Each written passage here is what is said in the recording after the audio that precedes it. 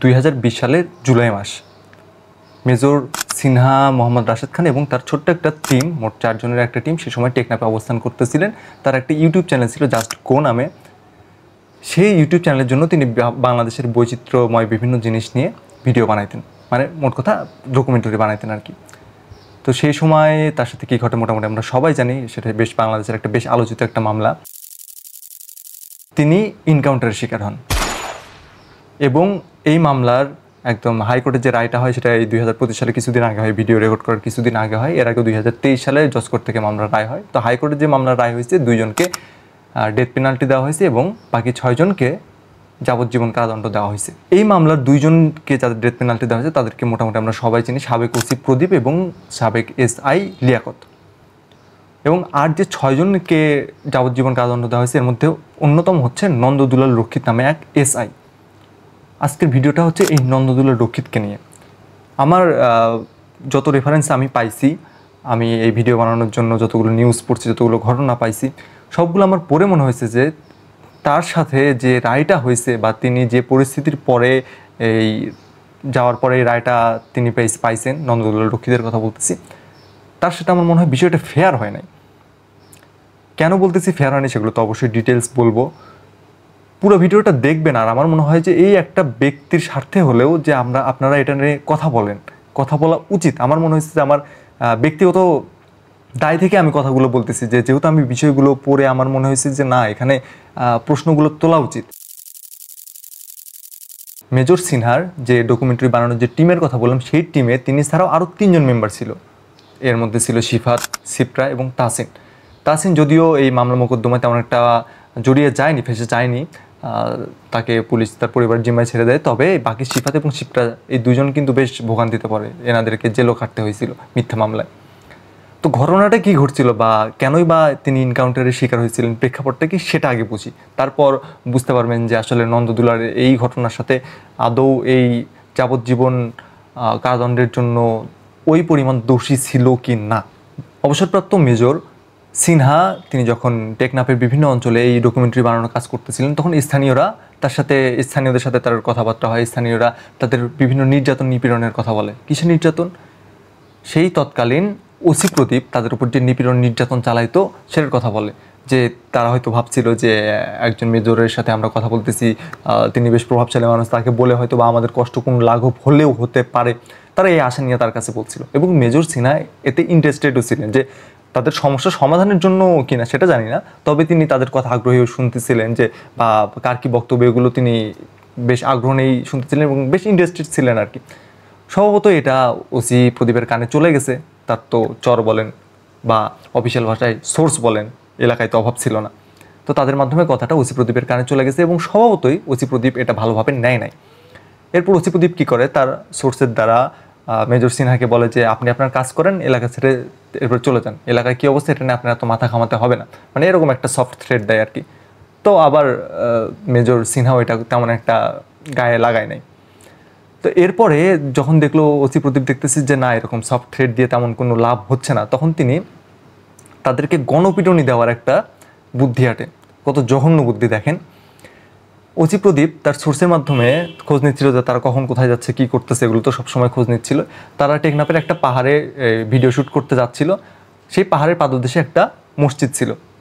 তো সোর্সের মাধ্যমে ওসি প্রদীপের নির্দেশ ছিল এরকম যে ওই মসজিদে কোনোভাবে মাইকে যদি ঘোষণা দেওয়া যায় যে অমুক পাড়ায় ডাকাত পড়ছে, কে ডাকাত বুঝতেই পারতেছেন, মেজর সিনহা তাদেরকে ডাকাত হিসেবে পরিচিত করে তাদের উপর একটা মব ক্রিয়েট করে একটা গণপিটুনি দেওয়া। তারপর কি হয় দেখা যাবে, তারা বাঁচুক মারা যাক, বা তাদেরকে আটক করে তখন তো একটা লিগ্যাল অ্যাকশনও নেওয়া যাবে তাদের বিরুদ্ধে যে আমরা ডাকাত ধরছি। ওসি প্রদীপ এইভাবে হয়তো উপস্থাপনের প্ল্যান করছিলেন। কিন্তু সেই মসজিদের ইমাম কি মুয়াজ্জিন আমার ঠিক খেয়াল হচ্ছে না এই মুহূর্তে, 2 জনের একজন বেশ বিচক্ষণতার কাজ করছিলেন। তারা সেই ব্যক্তি এই ঘোষণাটা দেয় নাই যে কেন আমি ডাকাতের ঘোষণা দেবো মিথ্যা, এরকম তিনি অপোজ করছে এবং মসজিদ থেকে এরকম কোনো ঘোষণা আসে নাই। এবং এর মাঝখানে এই মেজর সিনহার কাছে কথা পৌঁছে গেছে যে এরকম একটা মব ক্রিয়েটের প্ল্যান চলতেছে। তিনি তখন তৎক্ষণাৎ তার টিম নিয়ে স্থান ত্যাগ করে এবং পরবর্তীতে তিনি কক্সবাজারের দিকে যাওয়া শুরু করে। তার গাড়ি নিয়ে, গাড়ি তিনি নিজেই ড্রাইভ করতেছিলেন এবং গাড়িতে পিছনের সিটে ছিলেন সিফাত এবং শিপটা ওই টাইমে ছিল হোটেল রুমে। তো তারা যখন এরকম যাচ্ছিল তখন ওসি প্রদীপ ভাবলো যে না, এদেরকে যখন এভাবে হচ্ছে না, এদেরকে কোনো একটা সাহায্য করতে হবে। খুব সম্ভবত তিনি তখনই তার ইনকাউন্টারের প্ল্যানটা করে ফেলেন। যারা কক্সবাজারে, টেকনাফে বা সেন্ট মার্টিনে ঘুরতে গেছেন তারা জানবেন যে ওই এলাকায় একটু পরপরই চেকপোস্ট আছে। মাদকের তো একদম রমরমা অবস্থা ওই এলাকায়। তো সেই জন্য অফিসিয়ালি সেই জন্য আসলে পুলিশই সেই সময় দেখা গেছে অনেকে এই সব কাজে জড়িত থাকে, সে যাই হোক, সেটা ভিন্ন আলাপ। তো ওসি প্রদীপ তার পরিকল্পনা অনুযায়ী একটা চেকপোস্টে তিনি পৌঁছে যান এবং তৎকালীন এসআই লিয়াকতকে সেখানে ডাকেন। যে তার প্ল্যান, মানে মেইন কথা হচ্ছে এই দুজনই তাদের প্ল্যান জানতো যে এখন মেজর সিনহার সাথে কী করা হবে। এবং তাদের কাছে এনাফ ওরকম পুলিশ ফোর্স ছিল না। এই সময় যাকে ফোন দেওয়া হয় তিনি ছিলেন এসআই নন্দদুলাল রক্ষিত, যার কথা বলা হচ্ছে। তিনি এই টেকনাফে যে তার পোস্টিং হয়েছে, এটা তার লাইফের প্রথম পোস্টিং, মানে চাকরি পাওয়ার প্রথমে তার এখানে পোস্টিং হয়েছে। খুব সম্ভবত তিনি 6 মাসের এদিক সেদিকে তার পোস্টিংটা হয়েছিল। এসব তথ্য আমি ডিটেলস পত্রিকাতে পাইনি, তবে তাদের পরিচিত জনের বিভিন্ন আমি ফেসবুকের পোস্টটা কমেন্টে আমি এইসব তথ্য পাইছি। আমি তাদের সাথে যোগাযোগ করারও বিভিন্নভাবে চেষ্টা করছিলাম পরবর্তীতে, তো সেই তথ্যগুলো আমি শো করব।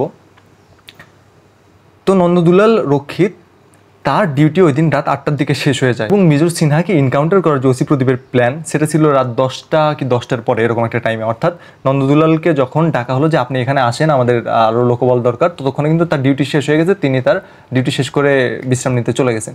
এই সময় তিনি আবার ফেরত আসেন এবং ফেরত আসার পরে তাকে মানে তিনি ওই জায়গায় অবস্থান করতেছিলেন, তারপর সোর্সরা ওখানে অবস্থান করতেছিল।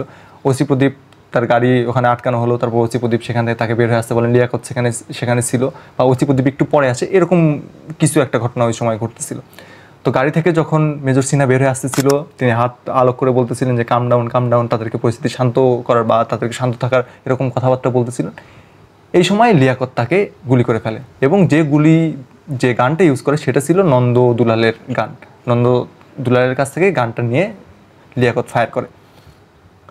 আদালতে এসবের সবগুলো ডিটেলস বর্ণনা আপনারা পেয়ে যাবেন, আর আমি আমার সোর্সের লিঙ্কগুলো যে আমি ডেসক্রিপশনে দিয়ে দেবো। এই যে ঘটনা ঘটলো, গুলি করার পরেও কিন্তু ইনস্ট্যান্ট তিনি মারা যান নাই, তিনি বেঁচে ছিলেন এবং 1.5 থেকে 2 ঘন্টার মতো সম্ভবত বেঁচে ছিলেন। এরপরে তাকে কী করা হয়, তাকে হ্যান্ডকাপ পরানো হয়। হ্যান্ডকাপ কে পরায়? এসব কিন্তু নন্দদুলাল পরায়। তাকে এখন যদি কেউ আদেশ দেয় তিনি তো না করতে পারবেন। আর এরপরে ওসি প্রদীপ তার বুকে লাথি মারে, পরবর্তীতে আরও গুলি করা হয়। তাকে মোট 4টা কি 6টা গুলি তার শরীরে পাওয়া গেছে এবং গুলি লাগার পরে যে ইনস্ট্যান্ট তাকে হসপিটাল নেওয়া হয় এরকমও করা হয় নাই। মানে তাকে যতক্ষণ না সে মারা যায় এটার জন্য ওয়েট করা হচ্ছিল। করার পর পরবর্তীতে হসপিটালে নিয়ে যাওয়ার পর ডাক্তার বলে যে আপনারা তো ডেড বডি, মানে যাকে নিয়ে এসছেন তাকে ডেড অবস্থায় নিয়ে আসছেন, আপনারা ডেড বডি নিয়ে এসছেন, ব্যক্তি জীবিত ছিল না। তো নন্দদুলাল এরপরে যে সিফাত ছিল তার বিরুদ্ধে কয়েকটা মামলা করা হয় এবং এই পুরা কেসটা নিয়েও কয়েকটা মামলা করা হয়। এই মামলার বাদী ছিল নন্দদুলাল। এখন স্বভাবতই দেখবেন যে পুলিশের যতগুলো কেসের মামলার বাদী যদি পুলিশ হয়, সেটা এসআই পর্যায়েরই কেউ হয়।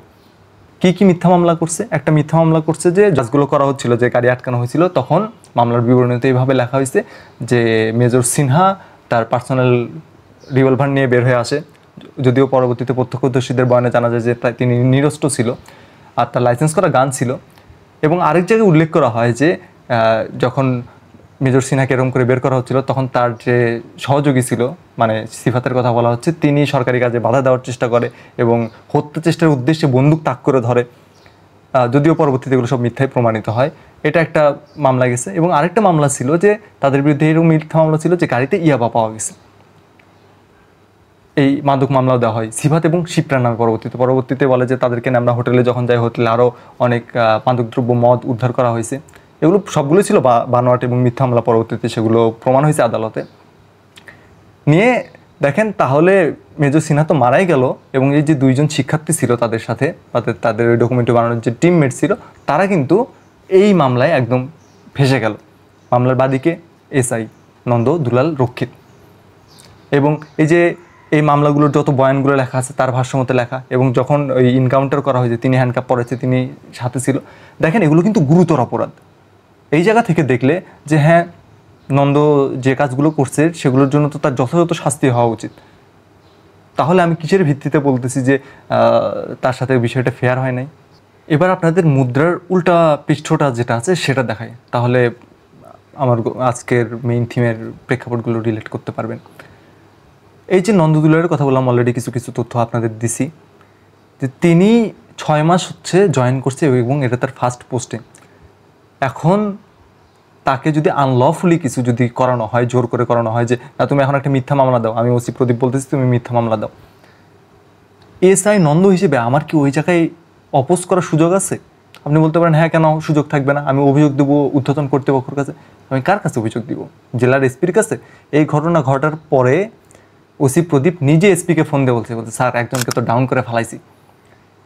এই কল রেকর্ডগুলো পরবর্তীতে ফাঁস হয় এবং একজন আইনজীবীর সাথেও তিনি কথাবার্তা বলতেছিলেন, যিনি আবার এক্স পুলিশ অফিসার ছিলেন, তার সাথেও কথা বলতে স্যার এরকম তো একটা ঘটনা ঘটায় ফেলাইছি, এখন আমরা কী করতে পারি কন। এগুলো ইউটিউবে আপনারা পেয়ে যাবেন, আমি লিঙ্কগুলো ডিসক্রিপশনে দিয়ে রাখবো। যে আমি এখন এসআই নন্দদুলাল হিসেবে আমি কিভাবে এসপিকে আমি এই অভিযোগটা করতে পারি, এবং তার ফ্যামিলির ব্যাকগ্রাউন্ডও বলে রাখি একটুটা যতটুকু আমি জানতে পারছি। তিনি মোটামুটি একটা মধ্যবিত্ত ফ্যামিলিতে বিলং করেন এবং তার উপর ফ্যামিলির অনেক প্রেশার ছিল। তিনি বিভিন্ন কোচিং সেন্টারে ক্লাস নিতেন। তার যে কলিগ শিক্ষকরা ছিল সেই সময়, তারা বলতেছে যে তারা যে টাইম ধরে ক্লাস নিত, নন্দ তার থেকে অনেক বেশি টাইম ধরে ক্লাস নিত। মানে আর্থিক কারণে হোক তাকে এইসব করতে হতো আর কি, মানে বেশি পরিশ্রম করতে হতো।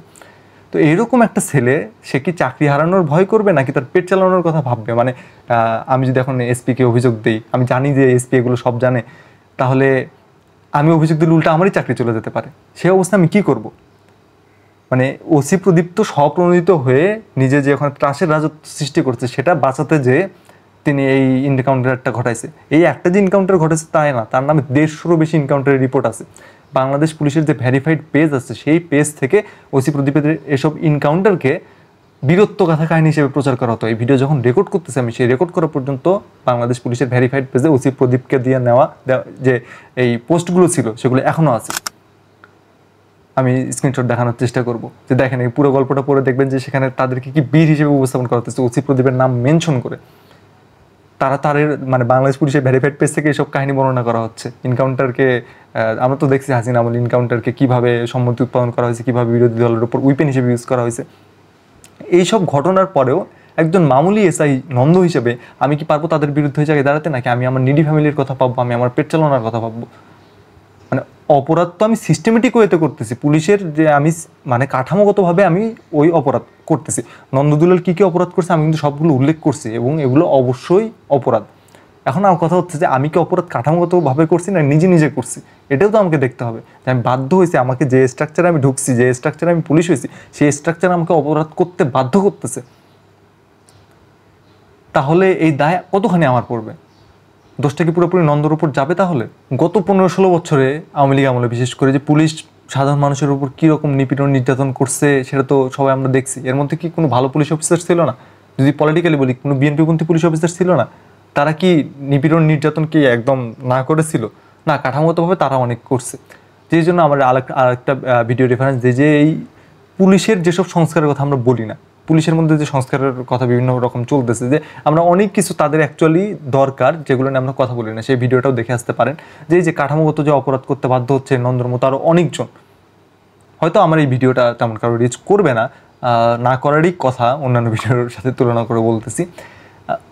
কিন্তু আমি বলবো যে এই টপিকটা যদি অন্তত আপনার কাছে পৌঁছে, আপনি ভিডিও শেয়ার দেন না দেন, এই ভিডিও শেয়ার দিতে হবে এরকম কোনো কথা নাই। আপনি নিজে এই নন্দদুলারের পক্ষে 2টা লাইন লিখেন। যদি তাও না পারেন তাহলে অন্তত এটা কাজ করেন যে এই কাঠামোগত অপরাধগুলো বন্ধ করার জন্য, কাঠামোটা ভেঙে দেওয়ার জন্য হলে 2টা লাইন লিখেন, 2টা কথা বলেন। ভবিষ্যতে এই যে দেখেন যে নন্দ যে অপরাধটা করছে, সেই অপরাধ অন্য আরেকজন হয়তো করতে বাধ্য হবে। সেই বাধ্য হলে মেজর সিনহার মতো অন্য আরেকটা আম পাবলিকে হয়তো ওখানে সাফার করতে পারবে। এই যে মেজর সিনহার ঘটনাটা প্রায় 150 এনকাউন্টারের পর তার এটা বেশ আলোচিত হয়েছে। কই এই 150 এনকাউন্টারের মধ্যে কোনো মেজর ছিল না বলে এটা তো আলোচিত হয় নাই? আসলে তাই। মানে তাহলে আপনি যদি কথা না বলেন 2 দিন পর আপনি নিজেও এটার ভিকটিম হতে পারেন। আপনি হতে পারেন, আমিও হতে পারি। তখন আমাদের জন্য কথা বলার কেউ থাকবে না। মানে এই যে কথা বলতেছেন এটা আপনি আরেকজনের নন্দর কথা ভেবে করতেছেন, ব্যাপারটা এরকম না ভেবে এভাবেও ভাবতে পারেন যে আপনি নিজের কথা ভেবেই করতেছেন।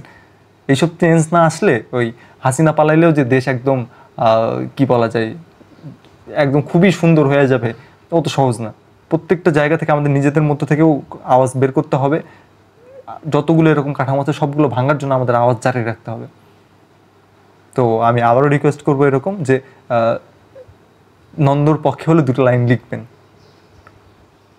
তা না পারলে এই কাঠামো ভাঙার জন্য হলেও 2টা লাইন লিখবেন, 2টা কথা বলবেন। ধন্যবাদ সবাইকে।